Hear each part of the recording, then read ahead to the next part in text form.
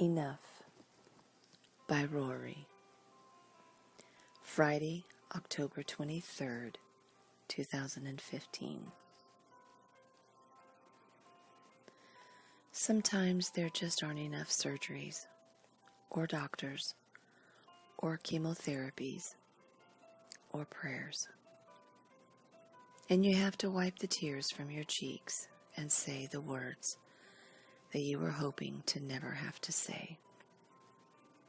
Enough. Joey had been feeling pretty good overall the last week or two and was ready to start the next phase of treatment. This whole thing has been very hard on her, but she knows it's all part of getting better, so she's been a trooper and has stayed incredibly positive through it all. She'd done everything she was supposed to do, followed every instruction that she had been given, and has taken every hard knock that has come her way and got back up and kept fighting. Before the next round of chemo was to start on this past Thursday in Atlanta, the doctor scheduled a CT scan to be done the day before. This was her first major scan since before she had the big surgery in July.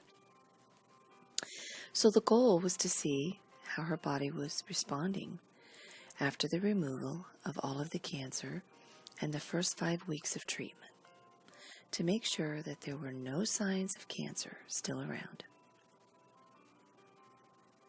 But there was. I'm sorry to have to tell you this. That's how the conversation began. Then the doctor explained that the scans revealed that 2 quarter-sized tumors have already grown back in the same area that they had been blasting daily with chemo and radiation, and that many more smaller tumors were visible all throughout the abdominal region.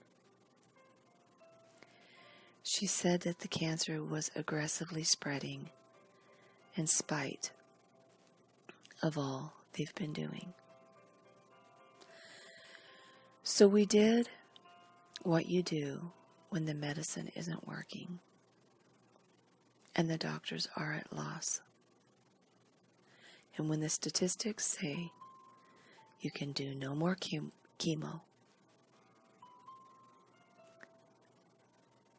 but it will buy you a little time. We came home. Not to die, but to live. To put our hands in each other's and sit out on the back porch and watch the sunset as our sweet little baby girl plays on the blanket in front of us. To bask in the glory of the beautiful life He's blessed us with. And try not to question why we can't have more of it together and why He is allowing this to happen. The doctors gave us an estimate of how much time they believe that Joey has. And we both looked at the calendar that hangs by the kitchen door. Then I took the calendar off the wall and I threw it in the trash can.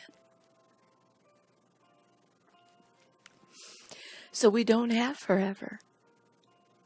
We've got right now. And that's enough. To say my wife is brokenhearted is an understatement. And to tell you that we're not scared would be a lie. This is the kind of thing that happens to somebody else, not us. But then I have to remember, we are somebody else to somebody else. Joey has been mostly sleeping these past few days since we've been home. Partly I think it's because of the medicine, but also because I think she's trying to process what's happening, and even more so, what's going to happen. I can't process any of it. I can't. All I can do right now is think of her and want to make sure she's taken care of. And I want her to know how much she's loved by me and by so many others. I'm not going to tell you that I'm okay with this because God has a bigger plan, or that we'll understand His bigger purpose somewhere down the line. That logic doesn't really work for me right now. I'm not angry at God. I'm not angry with anyone. I'm just disappointed. I hoped that Joey would get to be one of the lucky ones that somehow overcome stage 4 cancer and get to hear words like remission or cure instead of I'm so sorry.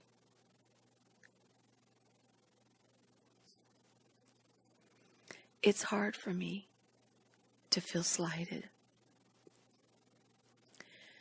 when I know that the career that Joey and I have had,